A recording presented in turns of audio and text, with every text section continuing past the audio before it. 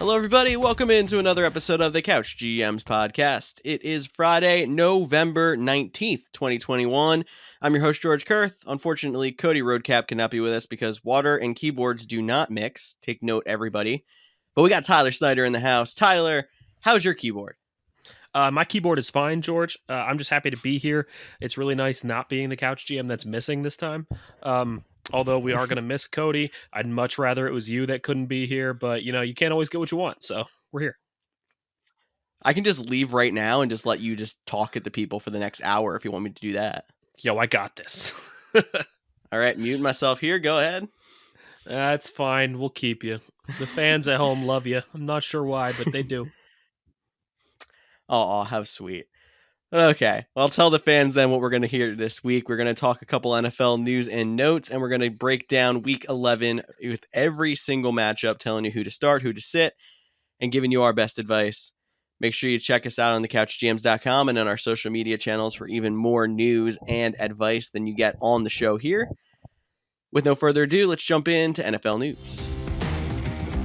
NFL news. And in NFL news, we are going to start with one Antonio Brown because he never likes to stay out of the spotlight. This time, it was reported by his former live-in chef that he obtained a fake COVID-19 vaccination card in order to avoid NFL protocols. Now, I don't like to believe that anyone would do this, but I also feel like if anyone were to do this, it would be Antonio Brown. I mean, we saw what he went through over a helmet. Yeah, I mean, I also am kind of interested that I feel like they're making a bigger deal out of Aaron Rodgers than this. Like, Aaron Rodgers says he was immunized, and it was just that he didn't get vaccinated. He had some other kind of procedure or something, did some other kind of weird way of getting immunized and what he considered was a better option. So at least he tried. Like, Antonio Brown just got a fake card, and people are like, "Nah, it's Antonio Brown." Like, they don't care at all. So I'm very concerned. But this is not just a. I mean, look, the NFL has to look into this. They're going to have to find out what's wrong here and how to go about this. But this is not just an NFL broken rule. Like, this is a federal offense. I think that's something that people don't realize. This is a federal offense, so he could actually be facing federal fines, maybe even jail time, depending on how that goes. So Antonio Brown could be in some deep trouble, and there's a chance he might miss some time over this. There definitely is, and we'll have to keep an eye out. Let's also mention that the Buccaneers came out and put out a statement that said that they looked at all of their players' vaccination cards. They said there was nothing that was askew and that their entire team was vaccinated. Who knows if there was a chance that it did get through their whole protocol, but that was them trying to cover their tracks at the least. Yeah, which they have to do, honestly. They can't just be like, "Oh, we didn't know." They have to cover their tracks at least a little bit, but it's something worth monitoring. I mean, we've all kind of come accustomed to not playing Antonio Brown for a while now anyway. He started off really hot. He looked like he might actually be a really solid fantasy receiver, but by this point in the season, you've already made plans on how to replace Antonio Brown, so this really shouldn't be too bad for you from a fantasy standpoint. So let's go ahead and move on to our next piece of news. Sean Payton, he says that the taunting is being over officiated, and the NFL says that we will continue to put an emphasis on taunting. Some people like this. Some people say just play your game and move on. Other people are saying that this just makes the NFL even more of the no fun league. What side are you on? I'm definitely on this makes more the NFL more of the no fun league. I get what they were trying to do by putting an emphasis on taunting. There's some things that are egregious that really should be penalized because, like, I think the biggest example is you always get the person who retaliates in a fight. You never get the person who starts it. Essentially, the person who starts it is taunting. Like, if that was the case and they like get up in somebody's face mask, talk some crap and push them, that should be taunting and a penalty. Standing up and staring at someone else's sideline for 2 seconds and then walking back, resulting in a taunting penalty and a fine, like what happened to Cassius Marsh 2 weeks ago, absolutely dumb. I think they're over exaggerating exactly what Sean Payton is saying, and that's why it's making it more of the no fun league. Yeah, I think in Marsh's case, it was more of a, the official was at fault, but the NFL wants to back their officials before backing the players, and they were just trying to cover their butts by, you know, doubling down by fining him and everything. But uh, on the other standpoint, like I've seen some taunting calls where people like are standing over top of somebody as they're laying on the ground, screaming, "You suck! You're trash! You can't handle this and shit," and they get the they get the taunting penalties, and I get it. But yeah, there's definitely other guys that just kind of be like, "Oh, how'd you like that?" And boom, that's a taunting, and it's just really, Hmm. it is kind of becoming the no fun league. I like that they upped taunting a little bit. I might be one of the only people that says that. I like that they upped taunting a little bit this year, but I'm not happy with how much they did. I think they overcorrected. Definitely agree with that. And I also want to just add on to this a little bit. Sean Payton said something along the lines of, because he's on the competition committee that helped pass the emphasized taunting thing. He feels like the competition committee was kind of misguided a little bit because he expected it to be a little bit of an emphasis, but not turned to the extent that it is here. So that was the other part of his quote of saying it the way he did. Absolutely, George. It's definitely something worth monitoring. I think it's something they're going to address in the offseason. I mean, we've seen things that are just kind of a 1 year flyer. We saw it with the challenging of pass interference that kind of lasted 1 year and then went away because it was a joke. And I think taunting could be very well the same thing. It could pretty much go away by next season. But I think that's all for our news. So why don't we go ahead and get into our Week 11 preview? But before we do, I just want to note that we do have two teams on bye this week. We got the Broncos and the Rams, and that is a big bye week, especially if you are a Cooper Kupp owner. You have been banking on the 30 points a week that he's been getting you because he's been so dominant. But you also have Darrell Henderson, you got Matt Stafford, you got Van Jefferson now. Maybe you went out and got OBJ. You got Tyler Higbee on the Broncos side, Melvin Gordon, Javonte Williams, that laundry list of Jerry receivers they have that they don't like singling out any one guy. There's a lot of there. people that you could be missing. So, as we go through these games, George, I think we really got to focus on some potential replacements in each game for these guys that are missing out on some people. Definitely. And another thing to note would have to be finding defense replacements. I know you mentioned a couple of teams on Tuesday. We'll also talk some defense replacements because the Rams, I'm pretty sure, are the number one fantasy defense, and the Broncos are a top, I want to say, 7 fantasy defense. So we'll find you some replacements there. Why don't we dive into 1 o'clock games? The New Orleans Saints traveling to my Philadelphia Eagles, and somebody who may have been riding your bench for a while that is really coming alive. Maybe you have him and Cooper Kupp, Devonta Smith. I think it's becoming more and more every week that Devonta Smith is coming into his own. Jalen Hurts and him are getting a connection, and he's starting to become a reliable fantasy starter. So, I mean, if he's on your team with Cooper Kupp, perfect. You got to slot right in and you're good. If he is somebody who you've already been starting, then congratulations. Just keep going.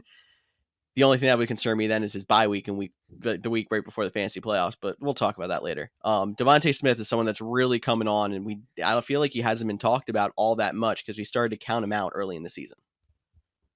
Yeah, I agree with you. I think he is definitely stepping up. I have him in a couple leagues, and I was really disappointed with the way that he was performing earlier in the season, and I think it's better now. Um, I definitely like his fantasy value in dynasty leagues or keeper leagues so much more than a redraft league. But even in a redraft league, like you said, he's becoming more consistent. He's becoming more dependable. I really like the way you can use him. But speaking of dependable, consistent, whatever, we got to talk about these Eagles running backs. I am the first one to say that I hate these Eagles running backs because I think they're worse than the 49ers running backs in the sense that you can't trust any one person. So we have, Jordan Howard's been doing well. We have Boston Scott that slots in there, catches passes. We have Kenneth Gainwell, who was heavily used when Miles Sanders was in, and when Sanders goes down, Gainwell is phased out of the offense. Makes no sense. And we have Miles Sanders was put on the return designated to return list, which doesn't mean he'll be back this week, but it means he can return within the next 2 weeks or 3 weeks. So, which Eagles running backs are you trusting this week, and which ones are you moving forward with? Well, I'm going to say Miles Sanders is the long-term guy, and the Eagles coaching staff came out and said when Miles Sanders is healthy enough to return, he is our starting running back. They put the faith in Miles Sanders. And if they really are committed to running the ball more, which they have been from the first part of that game where he got hurt all the way through now, it could be a completely different Miles Sanders in fantasy than you saw when he was playing early in the season. If Miles Sanders does not go this week, I'm still team Jordan Howard because I think they want more of a pure running back to handle most of the carries and then Boston Scott to be the change of pace and the passing down back. So I think Boston Scott has a chance to be somebody who is relevant even with Miles Sanders in the game or if Jordan Howard and he are starting. But I like Jordan Howard better if Miles Sanders doesn't go because I feel like he's going to get the more consistent. He has the better chance of getting the 12 to 15 carries. All right, well, there you go, guys. There's your breakdown on the Eagles running backs. Other Eagles worth noting are Jalen Hurts, obviously, and Dallas Goedert. But moving over to the Saints side, the big news is obviously Alvin Kamara did not practice. So he is trending towards not playing. And guys, I know the Eagles have a pretty good run defense, but the Titans have had a better ranked run defense than the Eagles, and they allowed almost 30 fantasy points to Mark Ingram. If you have Mark Ingram, you need to start him. I don't care who you have. You got to start Mark Ingram. You got to find a place to start him. He's so valuable. And if Mark Ingram's available in your league, first off, what's wrong with your league? Second off, go get him. Put him in your starting lineup. You won't regret it. But other Saints worth starting. Man, it's getting tough because their receivers are sketchy. I like Traquan Smith the best out of the receivers, but I don't love him. Adam Troutman's their best tight end, but I don't love him. I'm not starting Trevor Siemian. I'm not starting Taysom Hill. After Mark Ingram, there's really no Saints I want in my starting lineup. I'll say there's got to be somewhat of dartboard consideration for Adam Troutman starting to come out because he has seen a little bit more volume these last few weeks than he had in the beginning part of the season. But I still don't love it. There's like at least 7-8 other dartboard throws that I like better than Adam Troutman still. If he's one of the guys you have faith in, it's a dartboard. Try it. But especially with the wide receivers against the Eagles secondary that's been actually pretty solid. Their number one wide receiver being Traquan Smith. Darius Slay would be on him, and he's pretty much shut down receivers this year. So I don't trust anyone outside of that. I'm staying away from all the Saints wide receivers at least this week. Yeah, absolutely, George. I agree with you. So let's go ahead and move on to our next matchup, which we have the New York Jets and the Miami Dolphins. Now, look, I know we all saw Miami go out and shut down Baltimore. I don't think they're going to play like that all year, but right now they're facing the Jets, and the Jets are really not a great team. So we said that we were going to mention some fantasy defenses for you, and this is a big one. Miami has such an easy schedule, and the Jets are a joke. So if you can go get Miami's defense, they're not highly ranked, they're not highly owned, go get them and start them. You should be fine this week. Look what they did to Baltimore. They could do even better against the Jets. As far as the Dolphins players worth starting, I'll go ahead and start us off. Mike Gaseki. Now, hear me out. Last week, Mike Gaseki got 0 points, 0 catches, but he still had 7 targets. The fact that he didn't have any catches on 7 targets is crazy, but the Ravens knew that Gaseki was their top weapon, and they doubled him all game, which left Jalen Waddle wide open sometimes. And even some of the no-name receivers for Miami started coming wide open because they were they were so worried about shutting down Gaseki that the receivers were wide open. Not every team's going to play them like that. If Gaseki's getting 7 targets, he's going to get volume, he's going to get catches, he's going to get yards, he's going to get touchdowns. Gaseki is still a solid starter. On the receiver side, I know we talked about Mac Hollins. I know we talked about some of their other no-name guys. But really the receiver that I'd want to start would be Jalen Waddle. And George, I know you're a big fan of Jalen Waddle. The Jets are one of the best defenses against the pass this year. Are you trusting Jalen Waddle in your starting lineup? It's a tough call because, the Jets are one of their best teams against the pass. Although I feel like it's been trending a little bit better for wide receivers in the last few weeks. Like, in example, they've gone from, I think it was defense like 29 against the wide receiver. They're now defense number 18. So receivers are having some more success against them in recent weeks. The reason I would say, yeah, I would probably still think about playing Jalen Waddle is because even when he's in tough matchups, he's still getting targets.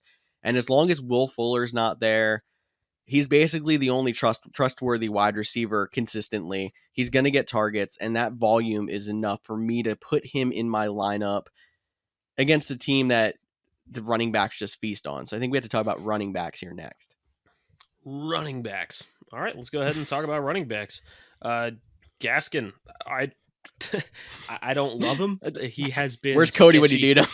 He has been bad all season. And, it's sad because I was one of the Gaskin truthers in preseason. I was saying he's a guy you need to target. He's going to be one of the breakout candidates for this year. And it just hasn't worked. He hasn't shown up. So I think if you're going to play him, this is going to be a good week for it. I think this could be the week that he really has good volume, really performs well. But man, I still don't know. My trust level is shaky with Gaskin right now. No, it definitely is. And it's not like Gaskin's been bad every single game. He's had a couple of boom games, like 26 against Tampa Bay out of nowhere. But like Atlanta's a good matchup. He had 15. Houston's a good matchup. He had 12. He's shown he can put up some good games and good matchups. So if there's any time to play Myles Gaskin, it's here. And there's no other running back that I would want to trust enough. If that's on that team. I mean, like there's just a bunch of other Malcolm Brown and what else do we got here? Salvon Ahmed. Yeah, exactly. Patrick Laird. Yeah. No. Myles Gaskin should get the bulk of the carries, and I think there is a chance that Miami actually has a positive game script here, which they have not had too often. Part of the reason why Myles Gaskin has not been successful this year. So if you're going to play him, it's going to be this week. I like this matchup. I would not feel the most confident, but he's probably further up on my list than some of these other running backs who have been borderline these last few weeks. Yeah, I agree with you here, George. And you know what? I think that's enough on Gaskin. Let's go ahead and stick with running backs and move on to the Jets side. And I feel like you got to start Michael Carter at this point if you have him. Obviously, if you're deeper at running back and you have better guys, if you're debating between Michael Carter and Mark Ingram, I'm going Mark Ingram. But not everybody's that deep. So if you are not deep, Michael Carter is becoming a guy where you got to start him. He's performing very well. The offense is running through him. The only thing you have to worry about with Carter is game script. The Jets can fall behind real quick and have to abandon the run, but we're talking about the Dolphins here. We're not talking about some high-powered offense that's going to be putting up 40 points in the first half and blow you away. It's the Dolphins.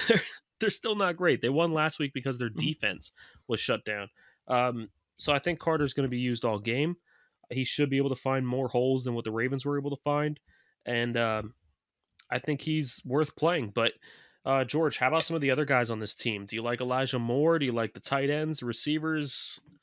Are you going with Joe Flacco? I think I'm not good with Joe Flacco.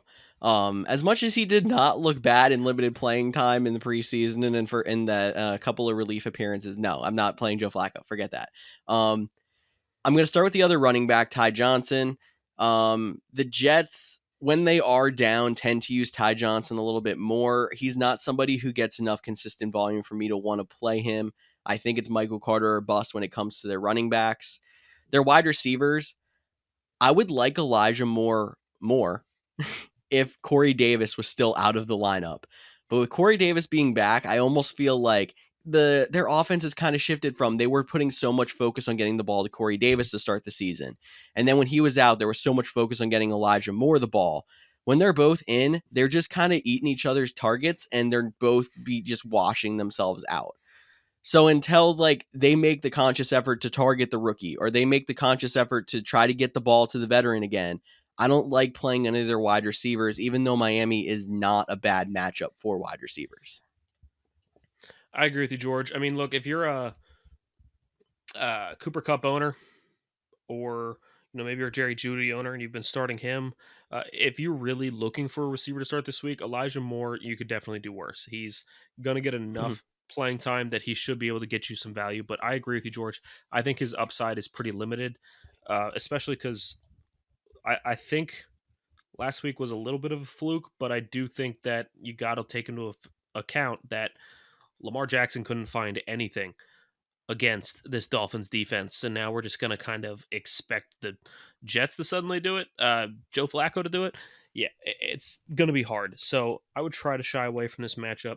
Let's keep this moving, though. We got the next game is Washington football team and Carolina Panthers. George, why don't you take it away with some of the starters in this game? Let's say this is a heck of a revenge game here with Ron Rivera traveling back to Carolina, the first potential start for Cam Newton back in Carolina for Carolina. I mean, that's not the way we expected it to happen, but a lot of interesting storylines in this game. Yeah, But don't forget Taylor Heinecke. He was that's true too. Taylor Cam Heinecke Newton's revenge backup game for years, and now he is playing against Cam Newton. A lot of interesting stuff going on here. I can start with the Carolina side because Cam Newton's got to be a big name. He was one of the most added quarterbacks in free agency this week, going against the Washington defense, which has not been as good as last year and just lost a key star in Chase Young for the season.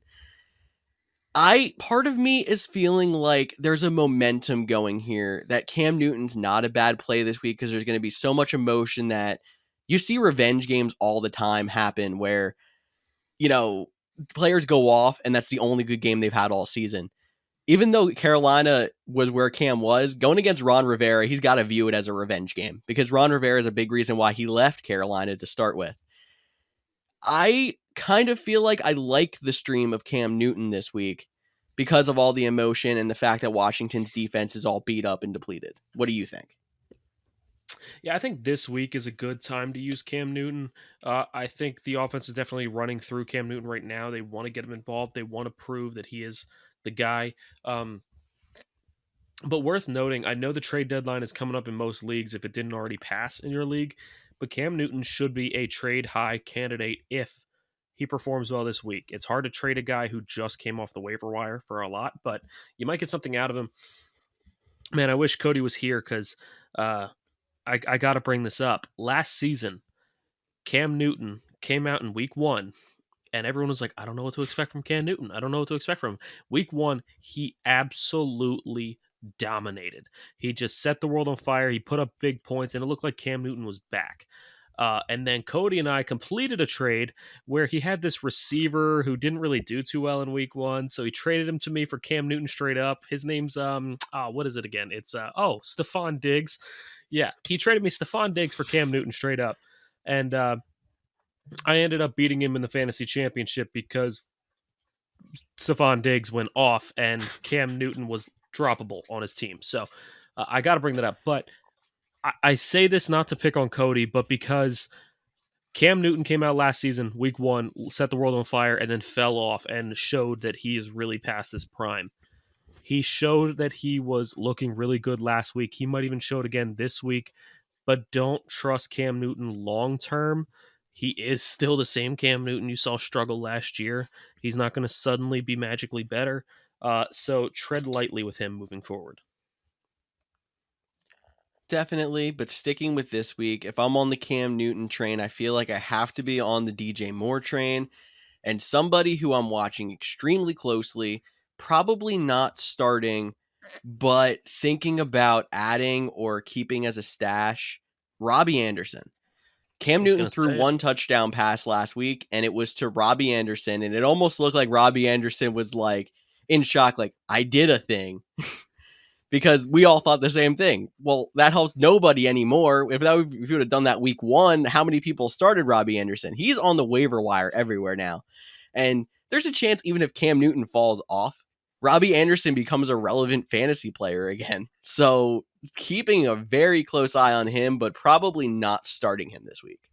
Yeah, you got to stash Robbie Anderson if he's available. I think that Cam Newton and Robbie Anderson have a clear connection. I feel like Darnold had a better connection with DJ Moore than Cam Newton might, but I think that Cam Newton being able to actually move the ball might help DJ Moore, like you said. So definitely worth keeping an eye on. But as far as this Washington football team, Antonio Gibson has been up and down. I never know when to trust him. When I say bench him, he goes off. When I say start him, he sucks. He's very questionable. I think the Panthers defense is better than people give him credit, but I think you can still roll with Antonio Gibson this week. You should be okay. Terry McLaurin has also been very disappointing this season, but I think he's another guy you can go ahead and roll with this week. If you have a guy like McLaurin, it's really hard to bench him ever. So I think you I'm got to running roll into with that him. issue. But man, after Gibson and McLaurin, is there any Washington people you're starting? Probably not. I mean, I'm still watching the Logan Thomas news. He's got to be back sometime soon, or he's going to revert back to season-ending injured reserve. He's somebody that I think is a plug and play once he does come back from injured reserve. He's the only other person I would think of. Let me also say, former guest on the show, friend of the show, Marcus, every time he benches Antonio Gibson in our league of record, he goes off. So maybe we'll have to add to our Twitter, what is Marcus doing with Antonio Gibson? And if we say he's benching him, go ahead and start him because he goes off every time he's on his bench. Absolutely. Could not agree with you more there, George. We will definitely have to get in touch with Marcus and tweet that out there. I don't know if he'll like that or not, but hey, he probably will. Moving on to the next matchup, I think it's a good defensive matchup, but I'm sure every time there's a good defensive matchup, it ends up being big points for some reason. So we got the Indianapolis Colts and the Buffalo Bills. The Bills, man, they looked bad against the Titans. They looked really bad against the Jags. And then they come out and dominate the Jets, and everyone's like, yeah, Bills are back. Best team in the AFC. Well, they beat the Jets. Like, I know that's something the Titans couldn't do, but that they still beat the Jets. Like, it's nothing super impressive. They did put up big points, but the Indianapolis Colts are not the Jets. They have a much better defense. Yes, Carson Wentz is bound to make a mistake at some point to turn the game over, but the defense is still much, much better than the Jets. So temper your expectations. Don't expect that massive game you just got from Stephon Diggs. Don't expect the massive game you got from Josh Allen. The running backs, I mean, I don't know what's going on. I mean, at one point it was a Singletary season. At one point it's a Moss season. Now it's apparently a Matt Breida season. I don't know what's happening. So don't start a Bills running back unless you have to, personally. Dawson Knox is still a solid play if you have him, but I think you're still going to get some good play out of the Bills. You're still going to Cole Beasley and Emmanuel Sanders remain like borderline flex plays depending on where you're at, but all I can say again is temper your expectations. Don't expect it to be a blowout like last week. I just think the Bills are super interesting because normally we see I'm just going to go back to normally a Desean Jackson used to be. He'd get you 1 point or he'd get you 25. The Bills as a team are that. Either everybody's going off or nobody's going off. I don't understand. So no one's really safe, but you just got to hope that they go off more than they don't. So I would definitely stick with your studs with Josh Allen and the Stephon Diggs, the Dawson Knox.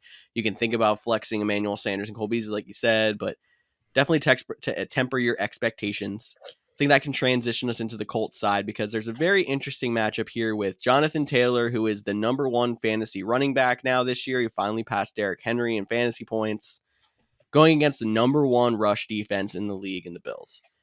Is there any concern at all? You're definitely better not bench him, but should you temper your expectations for Jonathan Taylor?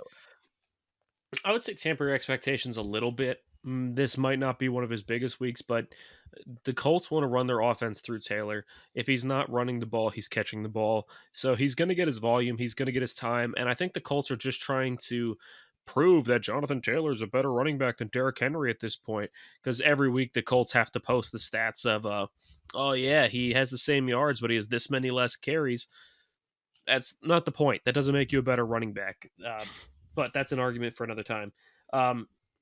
I think Taylor's still going to find he's still probably going to get at least one touchdown in this game. He's still going to get his yards. I think you're still feeling pretty comfortable with Jonathan Taylor. Just don't expect it to be one of his huge games like we've seen recently. Definitely could see that. And then another guy who's now a mainstay in your lineup is Michael Pittman. Don't think about pulling him out even in this matchup. I got to talk about two other guys. Carson Wentz. I know I'm definitely not starting Carson Wentz. Would you think about any kind of thing there? And then T.Y. Hilton. is another fringe wide receiver. He's a boomer bust guy. Would you think about anything against a tough matchup? As far as Carson Wentz, like he's been very consistent. He's getting you 15 to 17 every week. He's never getting you in the 20s, but he's also never getting you below 10. We've seen Josh Allen get you below 10. We've seen Lamar Jackson. We've seen Patrick Mahomes. Like we've seen your biggest quarterbacks get below 10, and Wentz really doesn't do that. He gets you 15 to 17 every week, but this might be his time that he gets below 10. This might be the time where he really struggles. So I'm not starting Wentz unless I really have to.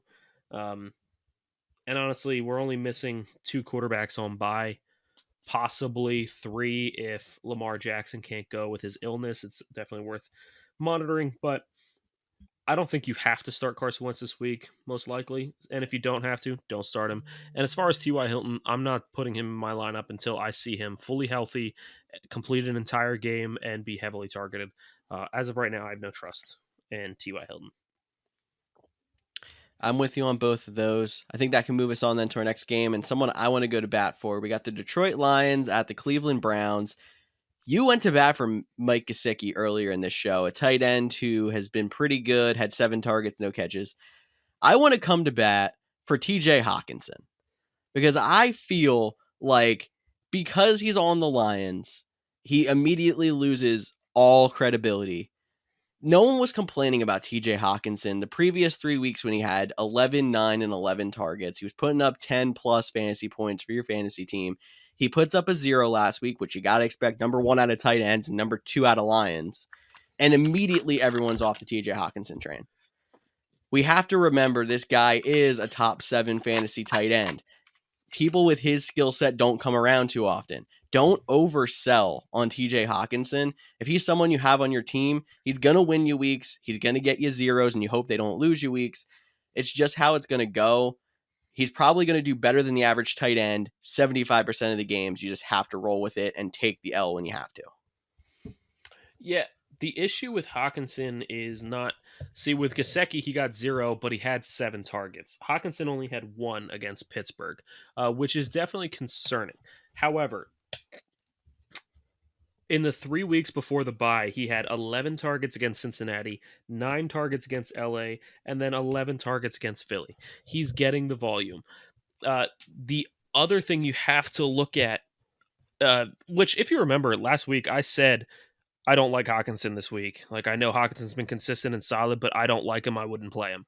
And I was right. This week, I'm playing him. Another big reason why I'm playing him is because you have to look at the quarterback situation. Jared Goff might not play. He's dealing with an issue. They're talking about potential backup quarterbacks. Now, I understand that might mean the offense doesn't run as smoothly, but I don't care who's playing quarterback. They're going to throw the ball. And I'm a big believer in whenever you have a backup quarterback come in, or a rookie, mainly backups, they don't like airing it out to the deep ball threat. Khalif Raymond probably isn't going to have a huge big game. They like that safe, check down, don't make a mistake guy, and that is going to be Hawkinson. Hawkinson's going to be the trusty, dependable guy that they're going to go to whenever they need to throw the ball. Hawkinson could have a really big week this week. I'm trusting him. I'm putting him in my lineup. And another person whose outlook I like is Deandre Swift, because we know that he also catches a lot of short passes out of the backfield. The Lions like to use him that way. And it doesn't matter if they're up or down in a game. Swift's getting touches one way or another. So he's another person. I think they're the only 2 Lions that I would trust to have in my lineup pretty much any given week, but especially this week. Yeah, I'm not starting any other Lions than that. I agree with you. On the Browns side, I'm not starting Baker if he plays. He's never healthy enough to make it through a full game. I'm not starting Jarvis Landry until I see more out of him. I don't trust him anymore. I'm not starting Donovan Peoples-Jones. I'm not starting any of those tight ends. The Browns are supposed to be this powerhouse offense, and their offense can put up big points, but really the only person you're trusting in that Browns offense at this point is the running backs. If Nick Chubb is good to go, you're playing Nick Chubb. If he's not playing, you're playing Dearness Johnson. If Chubb does go, I might even still play Dearness Johnson. If you're struggling at flex, if you're missing some players, he might still be worth playing. I mean, look what Kareem Hunt does even when Chubb's in there. But for the most part, only Browns I'm starting are those running backs. Agreed. So like you took the words right out of my mouth. And I will say before we move on here, not a lot of news on Chubb, but there was something that came out on Thursday that said he is trending toward playing this weekend. If he had to go into a 10-day protocol, his 10 days is Friday. So he even has an extra day in there than someone like an Aaron Rodgers did last week for him to get back into the lineup. It is looking good for Nick Chubb, but we'll keep you updated with all that news. Moving on then to the San Francisco 49ers, traveling to the Jacksonville Jaguars. I'm just going to rip the Band-Aid off here. We're starting Debo. It's a good matchup. Do you start Ayuk too? Man, I don't know. Like, Debo's the guy. He's just Yep. Debo's the one they want to run that team through. When they throw the ball, they throw it to Debo. When they run the ball, they're even running it with Debo, which you know firsthand how mad I was this past week as an Elijah Mitchell owner wanting to beat you in a league, and they just kept running the ball with Debo, and I'm like, what are you doing? It worked out in the end, but Debo gave you some drama. He definitely did, and Debo beat me in another league. I needed Cooper Kupp and Darrell Henderson to outscore Debo, and it didn't work. It's mind blowing, but I think Cooper Kupp had a good game. I know, but Debo had a great one. If you are in flex hell and can't find anybody to start, you could do worse than Ayuk. But if you have depth and you have consistent players that have been putting up points, I'm not trying to force Ayuk into my lineup. I think that's about where I'm at with him right now. That's a good way to put it. I was forced to put him in a lineup, and actually the game that you were playing me with Elijah Mitchell, and it didn't work out for me because he only got about 4 fantasy points. Worth noting about Elijah Mitchell as well, he broke his finger, did not practice Wednesday or Thursday. If he doesn't go, we're probably looking at Jeff Wilson or JaMychal Hasty or both. We don't really know. I think Jeff Wilson was the guy in the game behind Elijah Mitchell last week, so he's the most likely for the rushes, and he is the one who is a coaching staff favorite. I would think about starting him if there is no Elijah Mitchell this week. I know 49ers running backs are a frustration, but I am even more bullish on this. If I have Jeff Wilson and Elijah Mitchell doesn't go, Jeff Wilson's in my lineup. Like, I'm super confident in that. I think he is definitely a coaching staff favorite. I don't think they like Trey Sermon at all. I think they drafted him just to be like, now you get to sit on the bench. We hate you. I don't think they like him at all. I don't think JaMychal Hasty really demands playing time. I don't think he has that kind of skill set. I think if Mitchell's even in, Wilson's still getting carries. So if Mitchell's out, put Wilson in your lineup, definitely. Okay. Good to talk about that there. We can move on to the Jaguars side. I'm a little bit on the fence with James Robinson this week. It's not the worst matchup. It's not the best. I don't know if it's just because like I still keep getting hit every once in a while with a whiff of Jaguars when I look at James Robinson, but you probably can't bench him. Can you kind of like talk me back into definitely why you should start James Robinson? Because what else do they have? I mean, Marvin Jones. Well, hey, they got me. Okay, good. Marvin Jones hasn't really been consistent. He's just okay. They don't have the big play receiver in DJ Chark this season with him on IR. They just really don't have much on offense. I mean, nobody is really blowing me away on this Jags offense. I don't think Trevor Lawrence is at a point yet where you can just put the whole game on his back and let him own the offense. I think he's shown flashes, but he's definitely not there yet. So the offense has to go through the run game. So if James Robinson's healthy, he's going to be the guy that they're going to use. And I don't think the 49ers, just like I was saying with other games, I don't think the 49ers are that blow you away offense. So I think they're going to put up points, but I don't think they're going to put up so many points like we saw this past week that they have to just abandon the run game. And honestly, the Jags are so bad, they don't really have the option to abandon the run game. They just have to stick with it because it's all they got. So yeah, I'm still starting James Robinson if I have him. Just be cautious because injuries can linger. So James Robinson and Dan the Man Arnold, the two guys from the Jaguars, you should probably play. I mean, Arnold's a dart throw, but I just like mentioning his name on every podcast. We can move on then to the Houston Texans traveling to the Tennessee Titans. And I know there's a Titan wide receiver that you like as a potential fill-in for some of these guys on bye. So I'll let you talk first about them. Yeah, absolutely. I mean, look, AJ Brown is the number one receiver for the Titans, and it's obvious, but he's getting double, triple covered because they don't have Derrick Henry, they don't have Julio Jones to kind of take attention away. So the Titans need that number two guy, and I thought it was going to be Nick Westbrook Akina being the guy that would step up and take it. The rookie fourth rounder is on the active roster, Des Fitzpatrick. He was starting to get some looks, but look, all of the attention is going to Marcus Johnson, former Colts receiver, former undrafted receiver, former Eagles receiver, 27-year-old undrafted wide receiver. Marcus Johnson is looking like the number two receiver on the best team in the NFL right now. And it's crazy. Yes, he only had 5 catches and he only had 5 targets last week.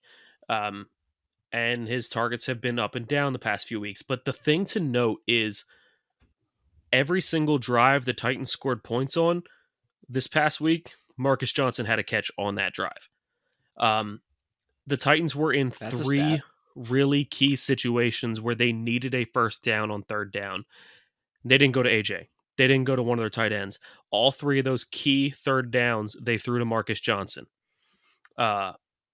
He's the guy that they are relying on in the big situations. So he's a guy that, I mean, look, you're still going to be concerned about starting him because you never know what to expect from this Titans offense, but they're playing the Texans. They should be able to put up big points and big points quickly. If you have Marcus Johnson and you're in flex hell, he's a guy worth looking at. He could potentially put up some really big points this week. And then a guy I want to mention would have to be Dante Foreman, because it's worth noting that Jeremy McNichols, there's a chance he doesn't play this week. He's dealing with an injury. Adrian Peterson's been all right, but I think he's more a name at this point than an actual super effective football player.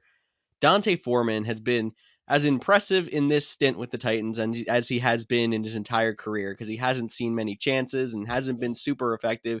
He's looked okay. And with the Titans only having probably 2 running backs on their roster coming into Sunday, he could be a guy to get enough volume to really give you a boost in fantasy. Yeah, I mean, you need to think about the fact that we often say that players are going to have big games when they're in a revenge game. Dante Foreman's in a revenge game. We can't forget that. Fair. This dude was a 3rd-round pick for the Texans, and he was supposed to be not only their starter, but he was supposed to be their franchise guy. This was the guy that they were saying was so talented that they could just roll with him for years to come.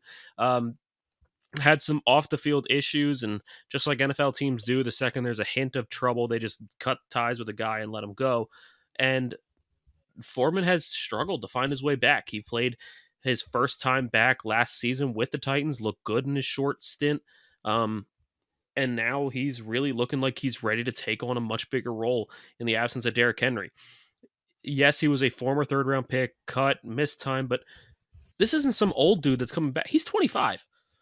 Dante Foreman's only 25, and he's a former 3rd-round pick, potential franchise starting running back. Like, this guy has the talent, and it looks like the Titans want to run through him and not AP. This could be a really big revenge game for him. I could definitely see him getting at least 1 score just as an FU to the Texans. Look for him to potentially have a good game here. Definitely. And I know I added him in our league of record and dropped Adrian Peterson, so that just shows how confident I am in that switch. Moving on to the Texans side. Yep. Brandon Cooks. Yep. Brandon Cooks. All right. Let's move on to the Green Bay Packers and the Minnesota Vikings. Really, I feel bad that we don't talk about the Texans on this show that much, but it's literally Brandon Cooks. Man, I felt bad a couple weeks ago. My girlfriend plays fantasy, and she was struggling because she had Aaron Rodgers missing time with COVID, and she also had Russell Wilson, and he was on IR, and like all of her quarterbacks are falling, and all the free agent quarterbacks were just getting stolen. And she's like, I don't know who to pick up. I don't know who to start. Everybody's terrible. I told her to pick up Tyrod Taylor and start him. I was like, he played so well in the beginning of the season. He's back now. Like, this is a guy you can start, and boy, did he put up a dud. I think he threw like 4 picks. It was not good. So, not Tyrod Taylor. Honestly, look, guys, I don't trust the running backs, the receivers, nothing. If you're going to start any Texans player, it's Brandon Cooks, and that's about it. Yep. That's true. But I don't know if he got negatives that week, but it's almost not as bad as me telling my girlfriend to start Matt Ryan last week when he put up like, I think it was negative 0.3. So I started Mike White in the league last week who threw 4 interceptions. So, I mean, last week was not a good week for quarterbacks. Let's just say that. And yes, I was that desperate that I needed to start Mike White. It's like 16 team league. Shouldn't be in it. Anyway, moving on. Green Bay Packers, Minnesota Vikings. It is a divisional game, which always makes me nervous because divisional games can go anyway. But look, if you got Rodgers, if you got Adams, you're putting them in your lineup. Rodgers hasn't been the consistent quarterback this year that we've expected him to be and that we've seen from him in the past. And it looks like when they get into the red zone, they want to run the ball in. They don't want to throw it. A.J. Dillon is a huge play this week. Just like Mark Ingram, if you have A.J. Dillon, you're starting him. I don't care who you got, you're putting him in your lineup. But yeah, George, how confident do you feel playing Aaron Rodgers as your fantasy quarterback? I mean, there's probably about 12 guys I feel more confident in than Aaron Rodgers. I mean, there's a good chance that one team in your league owns 2 of those guys or whatever. Like, example, 2 of those guys are Jalen Hurts and Joe Burrow. I own both of them in a league. But, you're probably going to end up in a chance where you're going to have to play Rodgers because there's potential there and there's not many better options on the free agent market. But if you are one of those teams that has one of those fringe guys like a Joe Burrow, I'd rather play him. So evaluate your options. If you have any questions about who to play at quarterback, ask us. But it's not a slam dunk play Aaron Rodgers anymore. He's a borderline QB1, QB2 at this point, in my opinion. Yeah, I agree with you, George. I just don't trust him. Outside of A.J. Dillon, Devontae Adams, which he apparently has a shoulder injury, I would monitor that. But outside of those 3, I'm not really starting any Packers either. Their offense looked bad last week. It looked like Rodgers was a little out of sorts after missing a week and not practicing. So that's about it. On the Vikings side, you're obviously starting Jefferson, Thielen, Dalvin Cook. Are you starting Tyler Conklin? Do you trust this guy yet? I just hate the touchdown dependency. I think I talked about this on Tuesday when we were in the talking waiver wire. He's basically Kyle Rudolph.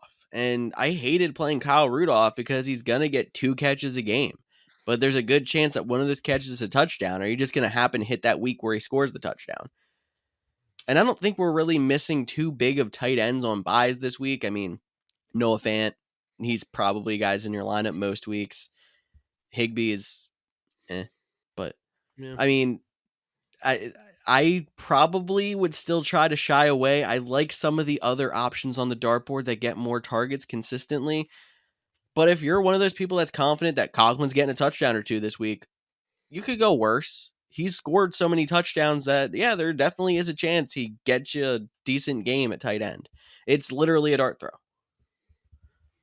Yeah, I mean, and I don't really think there's any other Vikings you play afterwards. Like I said, Jefferson, Thielen, and Dalvin Cook.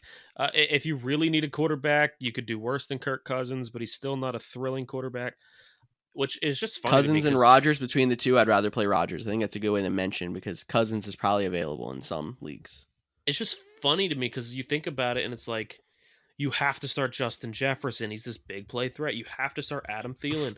You could potentially play Tyler Conklin with all the touchdowns. And Dalvin Cook's a good pass catcher too. It's like, but the guy throwing the ball to all of these guys, you're like, yeah, I'm not playing him though. It's just, it's a weird dynamic.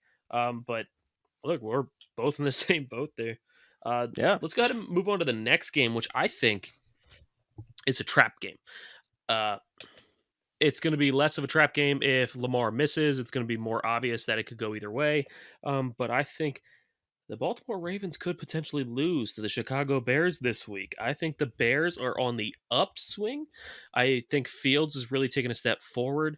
Allen Robinson has finally got a connection with Fields if he's healthy enough to go. Wow. Uh, we have David Montgomery is averaging 5 yards a carry against one of the best run defenses in the league last time he played against the Steelers.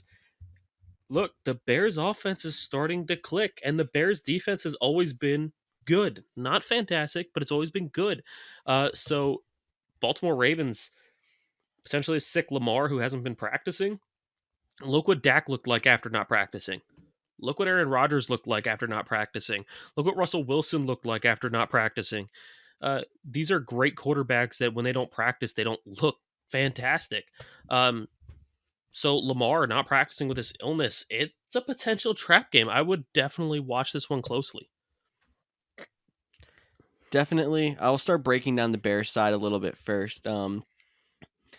I like Justin Fields this week. I don't know what it is. I think he is starting to come around to his own. I think Cody was also mentioning how he liked Fields this week. He's kind of growing on all of us, I guess.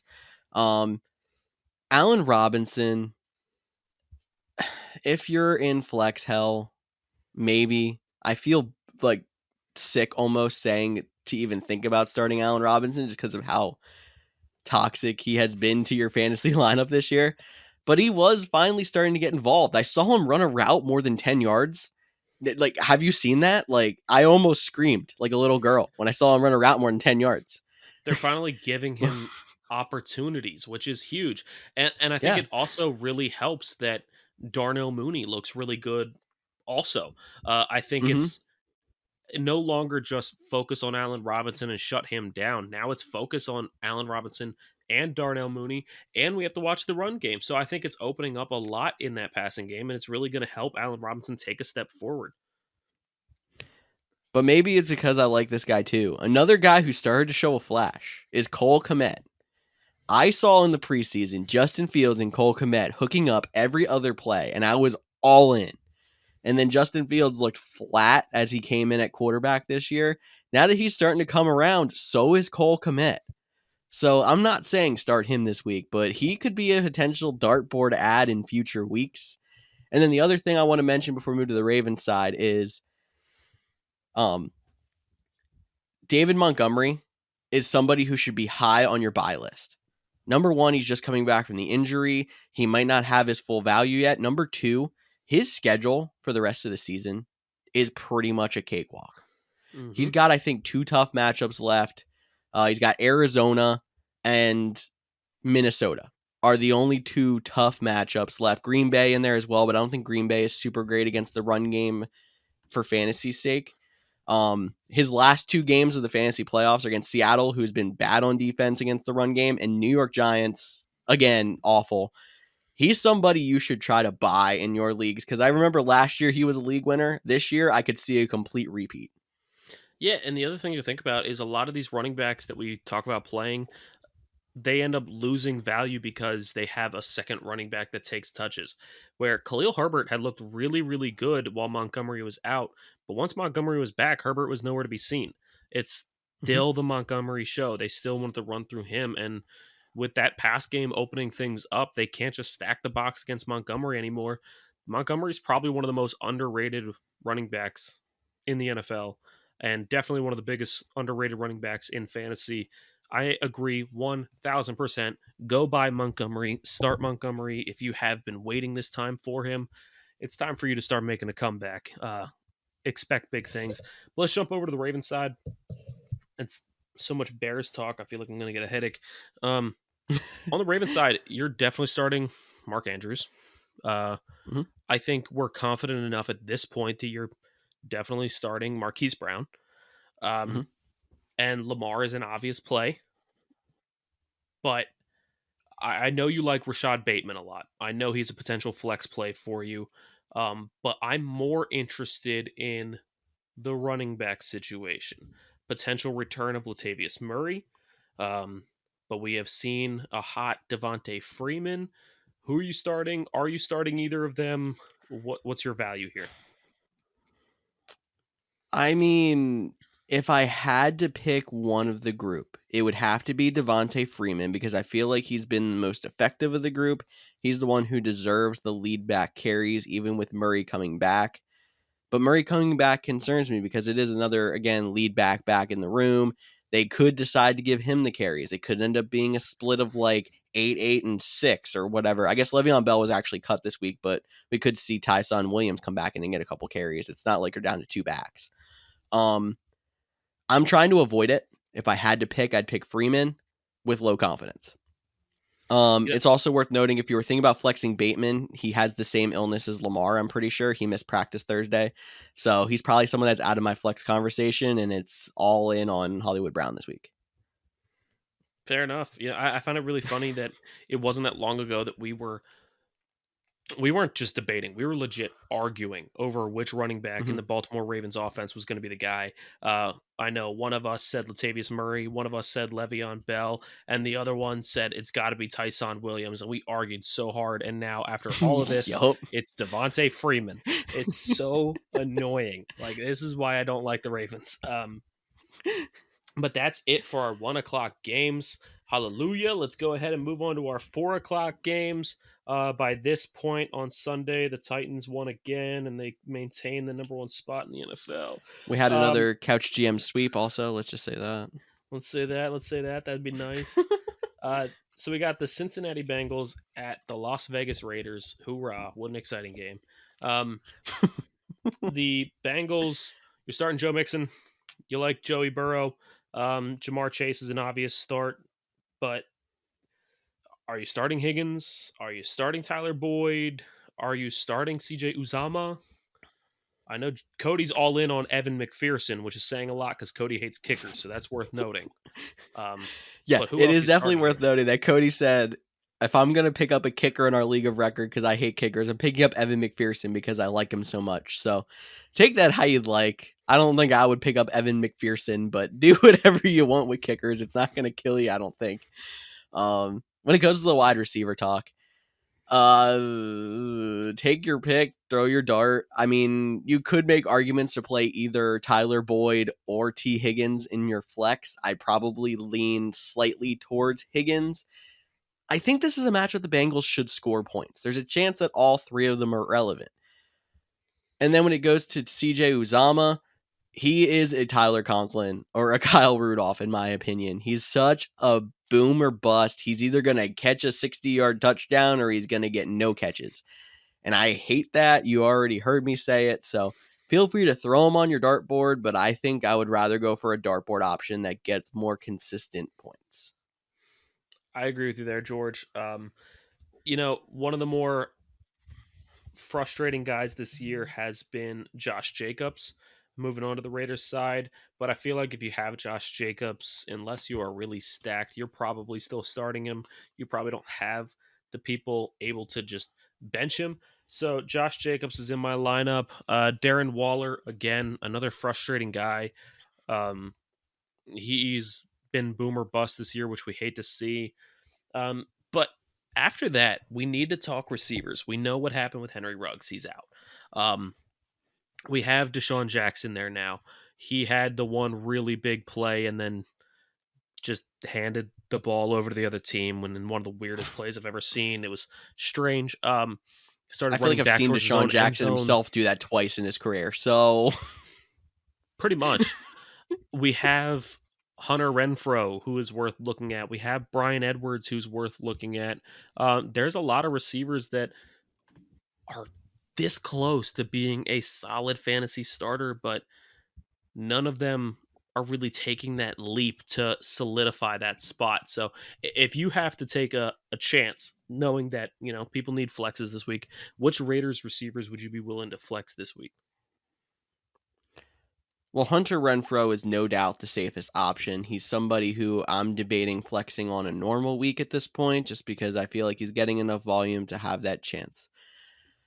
Ooh, outside of that, it's tough. I don't want to say a Desean Jackson because Desean Jackson just went in there and he's always been the boomer bust receiver. I don't like starting that kind of guy.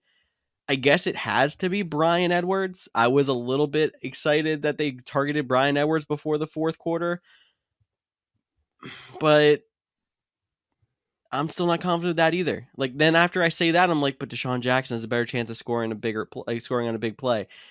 My mind is fighting itself. I'm gonna lock in Bryan Edwards, but would rather see someone else. I think Deshaun Jackson's going to be the same guy you've seen most of his career after the Eagles. He's going to have you 2, maybe 3 catches in a game. They're going to target him deep at least twice a game, but he's not going to be a heavy volume guy. He's not going to have much more than that. So it's all dependent on if he catches those big ones and if those big ones go for touchdowns. Um, Otherwise, not a whole lot of Raiders are going for. Daniel Carson's the best kicker in the league right now. That's the only thing I'm going to say. Not fantasy wise, but talent wise, I love Daniel Carlson. Moving on to the next game, we got the Arizona Cardinals, Seattle Seahawks. Um, Obviously, you got to monitor if Kyler and D Hop are going to play. That's been kind of a questionable thing these last couple of weeks. I know things are trending towards the right direction this week, but we don't know. James Conner looked awesome 2 weeks ago, did nothing last week. Do we trust James Conner? The matchup is better this week. I know it's a divisional game, but Seattle's defense has not been great against the running back. I think I would go back to playing James Conner this week, especially because you're looking for a fill-in for those 2 Denver backs and for Darrell Henderson. I like him as an option this week. I've heard some questions of, do you give Kyler a week after this missing time, or do you give D-Hop a week after he's missed time? I just think because of how good they are, you have to play them if they're in the lineup, but temper expectations. If you get an 18-point game out of Kyler and a 10-point game out of D-Hop, take it as a victory. But because there's the chance that they put up 30 and 25, you have to play them. Because they also are coming off rest. I don't know if they're going to be 100%, but if they are close to 100%, that just watch out. I couldn't agree more. And I think that, added to the tight end dartboard, Zach Ertz is definitely more of a solid option than he has been in the past. Yes. He's really finding a groove there in Arizona, and I can't wait to see what he does when Kyler is back in full. Moving on to the other side of the ball, the Seattle Seahawks. I mean, look, they have talent. I mean, Wilson's good. Metcalf's good. Lockett's good. Carson could be back. He might not. Worth monitoring. But, man, the Seahawks looked bad last week. Do you think Wilson shakes off the rust and these guys are, worth starting again? Or are you kind of tampering expectations and maybe even holding them on your bench for now until you see more out of them? I'm going to follow this question up eventually with a lineup question for you. I'm going to start with DK. I think has to be somebody that's in your lineup all the time. He's been the most consistent regardless of quarterback. He's someone that's a lock. Russell Wilson, I think with another week of practice now in his hand getting more strength, I think he's going to come around. And there's always the rushing ability where I would rather play him than a Kirk Cousins because there's a chance that Russell Wilson breaks a couple long runs for 50 yards. It's a bonus 5 points for your fantasy team. Maybe he scores a rushing touchdown. Give that a bonus 2 points over a passing touchdown. He's already on a good quarterback week. Just because of the whole rushing quarterback thing, Russell Wilson, I think, has to be in your lineup because of the threat. Tyler Lockett is making me rip my hair out. And that's where I'm going to come to here. So I was in running back hell in our league of record last week, but now I'm back to a situation where I have Joe Mixon back and I'm probably getting Nick Chubb back. That makes my flex options Michael Carter versus Miami or Tyler Lockett versus Arizona. Where would you go in that situation, knowing the boom or bust of Tyler Lockett and how many carries Michael Carter's been getting? I think Michael Carter is going to be your safer pick. He is the one that's guaranteed to get stats, but he's going to be guaranteed to get between 8 to 12, I would say. A potential for more like 14. I don't see a massive week out of him, but I see good enough that he will be a decent starter for you. I think Tyler Lockett could get you 2. He could get you 30. So I think this is going to be kind of a cop-out answer, but I think it has to depend on what situation you're in. If you are I know where you're at in the league of records, so I can give you an answer. But if you are in a position where you are in, top 3 team, you're just trying to hold on to a playoff spot, play the safe pick. Play Michael Carter, make sure you get those points, make the other team have to beat you. Don't hand them a free win over your guys getting 2. If you are on the outside looking in, you are a bottom 4 team and you are trying your best to get into this playoffs and you need that boom week to make your bad team look good and give you that upset win, you got to go Lockett. Lockett's the guy that can get you the 30, and I know that you're in that position. So in your spot, I'm going Tyler Lockett. Go for the boom potential.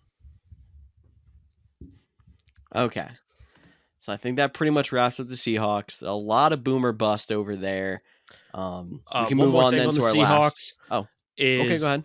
I love the fact that DK Metcalf uses a binky instead of a mouthpiece because he acts like an absolute baby.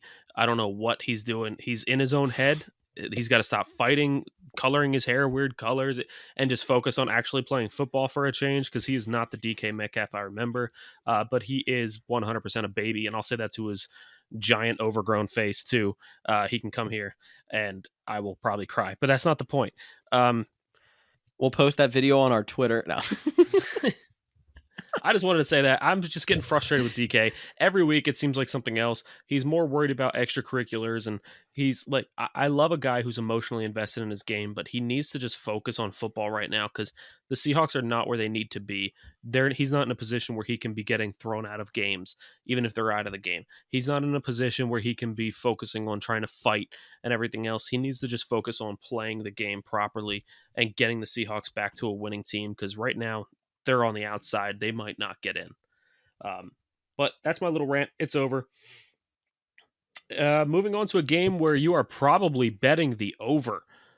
2 high-scoring offenses. We got the Dallas Cowboys, the Kansas City Chiefs. Man, I'm actually excited. Start everybody. Game.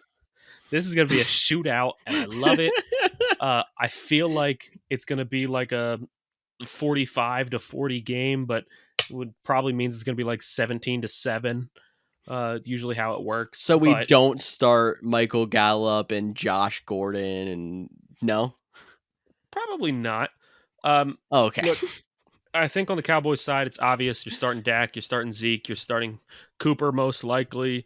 CeeDee Lamb is a must start at this point. Dalton Schultz is one of the higher ups on the tight end dartboard. But that is my question. Michael Gallup, George, where do you trust him to start him yet, or are you sticking with the other guys? I still think, even though there was a bad week out of Dalton Schultz last week, I ranked Dalton Schultz on the Cowboys' offensive priority higher than Michael Gallup.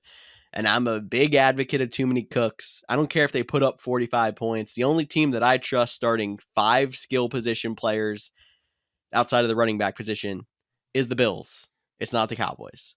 So I'm sitting Michael Gallup because I don't like the fact that he probably could get 1 target. There's just a chance he gets 1 target.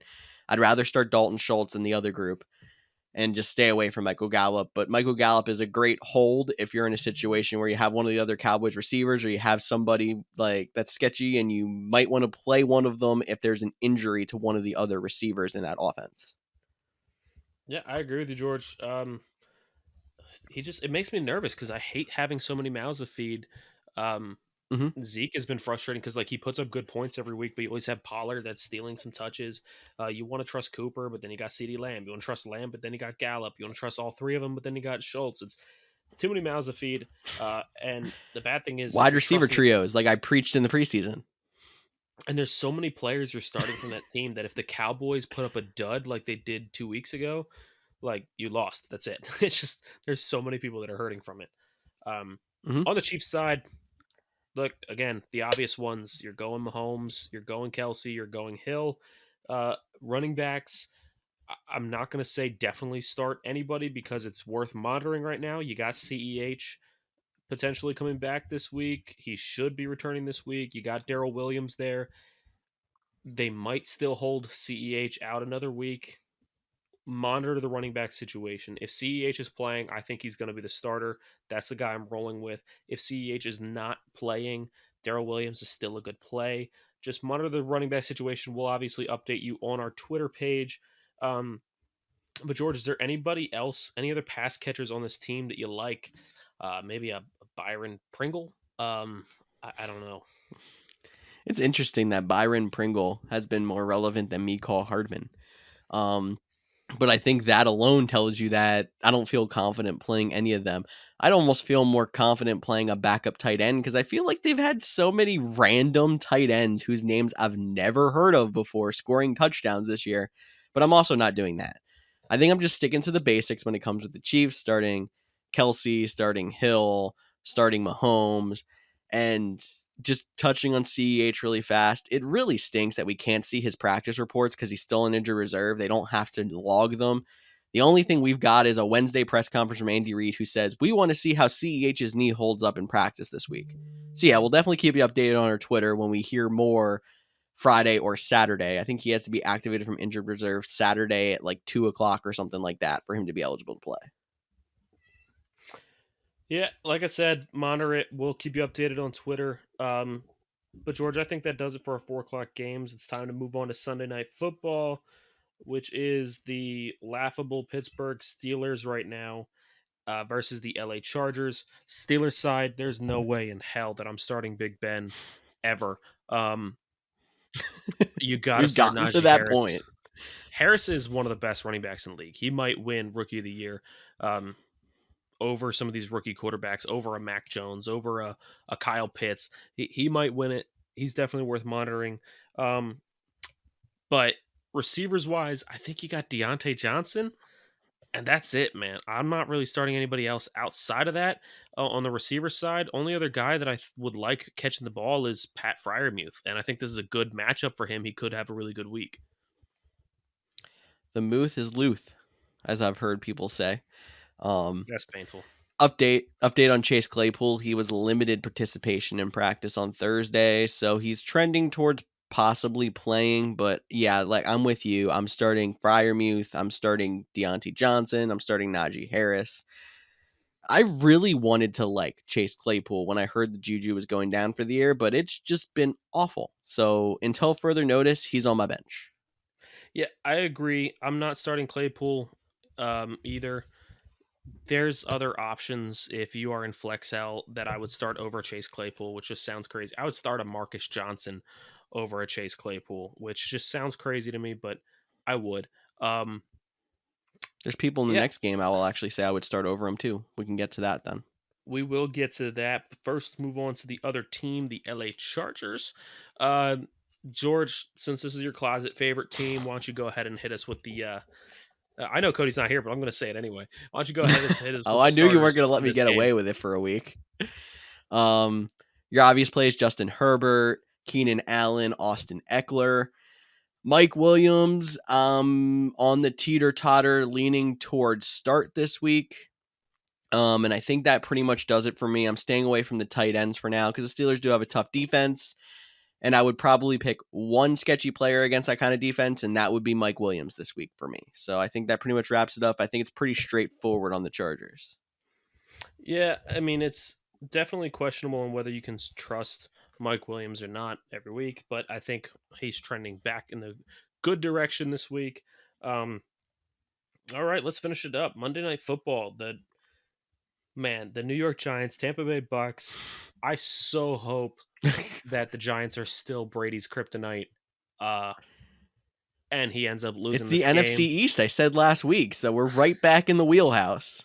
I want to put some money on the Giants. It's still hard to trust them, though. They are the interesting team to monitor because of, is Galladay going to play? Is Sterling Shepard going to play? Is Saquon Barkley going to play, finally? As a Barkley owner, I know everybody else out there is dying to get him back. You got to monitor these injury reports. They're definitely going to be key here. And if they, the bad thing is it's Monday night. So if you trust Saquon Barkley to play, and Monday night you find out he's not, it's like you got Booker, you got Fournette if you have him, or you got Ronald Jones. Like, you don't really have a lot at the running back position. So, George, do you have any injury report updates for the Giants? I do. So if you're somebody who owns Saquon Barkley, you can go out and try to get Devontae Booker. The thing is, they're both listed as limited participants on Thursday. You also got to remember, a Thursday injury report in this situation is like a Wednesday injury report in a normal. We won't hear any final injury reports until Saturday, and they only have to start reporting on a Thursday. But both of them were limited participants, so I think if you have Devontae Booker and Saquon on the same roster, you can roll with trying to play Saquon because I think Booker is more trending to play than Saquon. You have yourself a little bit of a safety net there. In the wide receiver room, the only wide receiver listed on the injury report is Sterling Shepard, as it did not participate in practice. Part of me wishes that Sterling Shepard misses this game because I think that would give a boost to Kadarius Toney or Kenny Galladay. Less is more in this offense. I think we've seen it how this year is shaken out with injuries. When there's only one or two playing, they tend to do better than when they're all playing.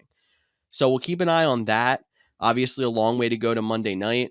If you are desperate, I think my favorite, even if Shepard plays, is Kadarius Toney.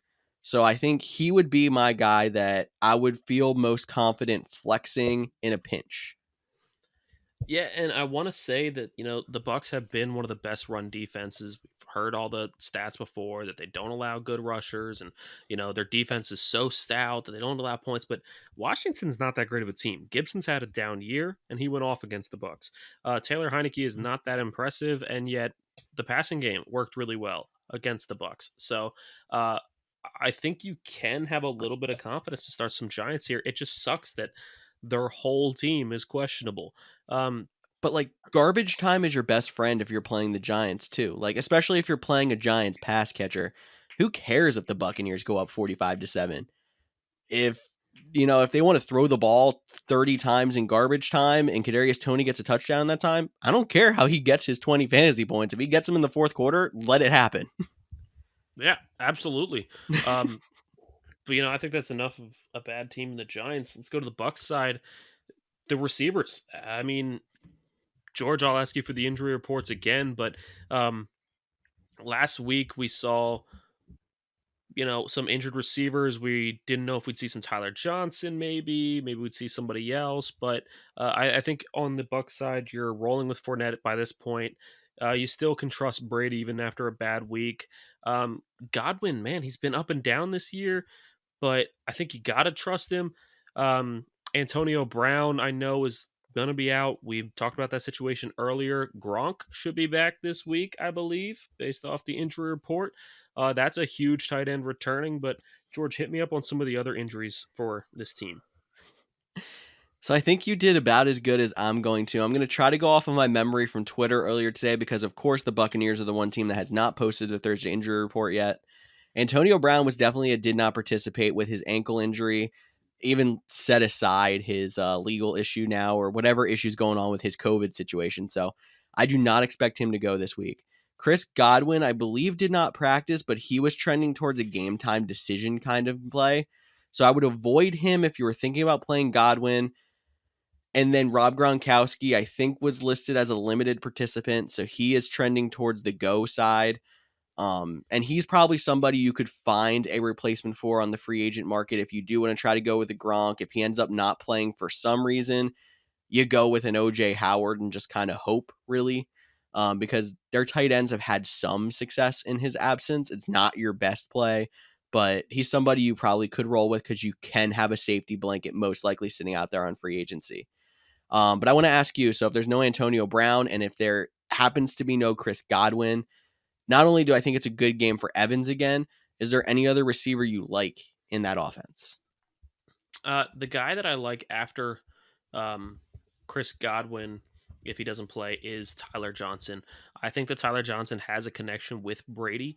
Again, it sucks that he might be a game time decision on a Monday night, but you could possibly pick up a Tyler Johnson because he's not owned anywhere, and play him as a potential flex play if you are in flex hell, like we've talked about. I think he's probably your best option afterwards. They do have some other options out there, but like I said, you got to trust Tyler Johnson. But the issue is Mike Evans and Gronk should be enough for the pass game. that they won't really need a third passing option. Between Fournette, Gronk, Evans, they should have everything pretty much covered there. So even though I like Tyler Johnson a lot, don't expect huge numbers from him. Maybe 10 at best. And if you happen to think that they are going to run up a score on the Giants, do you like Ronald Jones in garbage time enough to play him this week? No, I'm not starting Ronald Jones anywhere. Okay. I think the Jones era is over. It's regular season Lenny now. I think Fournette has earned my trust completely. I'm seeing Ronald Jones get dropped in leagues, and I'm still not even picking him up. His time is over, and it sucks for him because he had such a good year last year. But it is definitely Leonard Fournette time. So the only thing I will say is if you are one of those leagues that Ronald Jones was dropped and you are pretty much through your bye weeks, it may not be a bad idea if you're a Leonard Fournette owner to pick up Ronald Jones, keep him stashed on your bench as a handcuff, and beat the waiver wire rush if anything were to happen to regular season Lenny going down the stretch. I think now is the part of the season where if you look forward and your buys are pretty much covered, you start padding your roster with either good playoff matchups or handcuffs. That's right, George. And you know what? I think that pretty much wraps up all of our games, all of our fantasy advice. Guys, we are getting close to playoff time, getting close to fantasy playoff time, not regular season playoff time. But we are getting close to fantasy playoff time. The trade deadline should be hitting very soon in your league. If you need any trade advice, please come to us. Don't just trust your gut. I love trusting your gut, but sometimes it can throw you over, especially there's times where you make a trade based off of passion. What have I seen lately? You could see a guy who just had a big week last week and be like, oh man, I got to go get that Ramondre Stevenson guy. Don't. His playoff schedule is terrible. There's Damian Harris back. Like guys like that. I would come to us if you have any trade advice that you need. And look, honestly, just reach out to us in general. Get involved. Message us with any advice you need. If you want to talk some smack on what we talked about, or maybe you just have a question that's been burning in your head, not non-fantasy related, just football related, just hit us up anytime. This podcast is so much more fun for us and more fun for you when you get involved.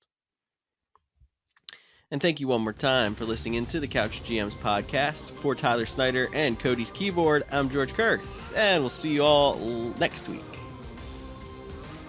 Boom.